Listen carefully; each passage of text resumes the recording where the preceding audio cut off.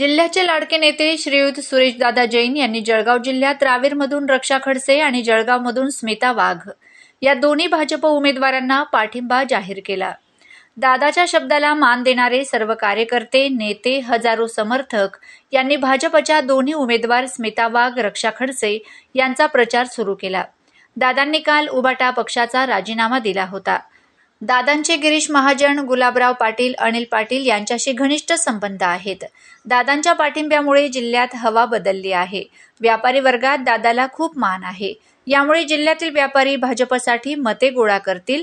यामुळे चित्र बदलले आहे। हा मला पाठिंबा नसून दादांचे मला आशीर्वाद आहेत, असे स्मिताताई वाघ यांनी म्हटले आहे। अमळनेर, पारोळा, चाळीसगाव यासह ठिकठिकाणी निघालेल्या बाईक रॅलीला मोठा प्रतिसाद मिळाला।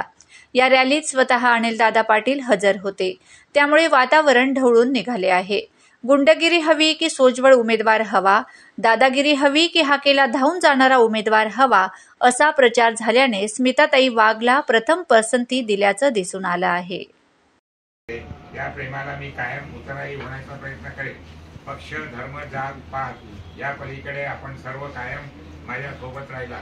माझ्यावर प्रेम करणाऱ्या सर्व जळगाव जिल्ह्यावासियांना माझी आग्रहाची विनंती, आपण आपल्या जळगाव जिल्ह्याच्या विकासासाठी आपले बहुमूल्य मत जळगाव मतदारसंघाच्या उमेदवार स्मिताताई वाघ व रावेर मतदारसंघाच्या उमेदवार रक्षाताई खडसे यांच्या कमळ या